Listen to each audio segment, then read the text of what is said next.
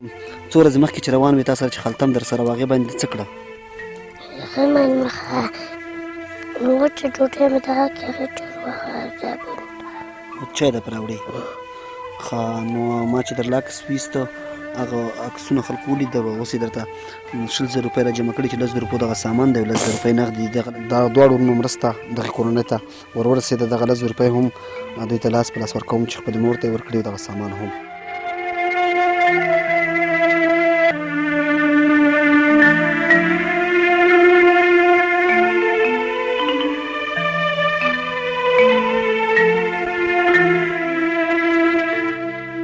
بسم الله الرحمن الرحیم. د المقدس خیره بنسټ قدرمند اوریدونکو سلامونه، نیکې هیلې، احترامات. درنو ملګرو، غربت، بېوسي او د دغو ساحو د مختلفو حالاتو نه دا وخت موږ خبرېږو.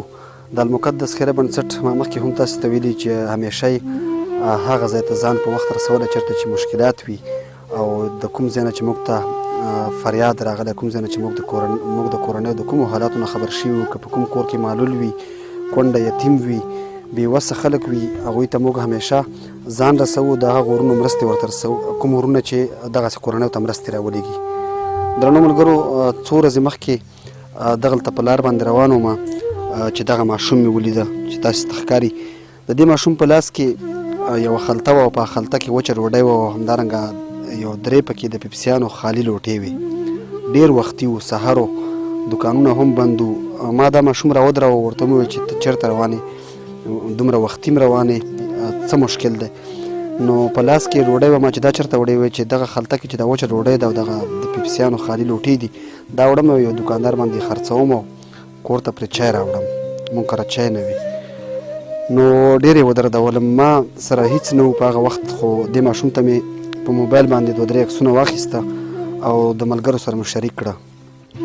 اوس د کارخانو نه یو ورور 10,000 کلدارې مرسته کړې وه چې په هغه مو دغه خوراکي توکي ورته راوړل او 10,000 کلدارې یو ورور د پنډۍ نه مرسته کړې وه چې هغه دې ته نغدي ورکوو. د دې ماشومانو پلار چې دی هغه دماغي تکلیف لري او د تورخم دروازې ته کله وخت نه وخت ځي، خو چې موږ یې معلومات وکړو په هغې کې هم که څوک ورته همداسې 100-200 روپۍ وکړي ښه ده، کنې هغلته مزدوري هم نشي کولی. دا د یتیمانو په څیر دي، ځکه داسې سرپرست نه لري چې د دې دپاره په سمه توګه سرپرستي وکړي. نو دغه ماشومانو او د دغه دوه ورونو مرسته وه چې یو ورور ورته 10,000 کلدارې د پنډۍ نه راولېږلې او د بل ورور په 10,000 روپو مرسته باندې مې ورته خوراکي توکي واخیستل. نو خدای دې وکړي چې دغسې ورونه موږ سره مرستې جاري وساتي، ځکه ستاسې مرستې دغسې خړو خړو غرونو ته او دغسې بېوزله خلکو ته رسېږي چې هغوی باور وکړئ څو شپې نارې تېرې کړې دي. د دې ساحو د حالاتو نه خدای مه خبروه. په کیلوګانو باندې وریژې خلک کور ته وړي، د وړو وسې هم نشته او هیڅ شته نه دی. کاروبار په ځای ودرېدلی دی. اوس پکې د مالدار او د غریب هیڅ پته نه لګي. نو درنو ملګرو، د دغسې خلکو دپاره راسره خپلې مرستې جاري وساتئ. چې دغه جرګلاب او څو ورځې مخکې چې روان وې تا سره چې خلطم در سره و هغې باندې څه کړه؟ هغې باندې مخه وچه ډوډۍ مې دغه کې هغې ډېر وخوړه. چای درته راوړې؟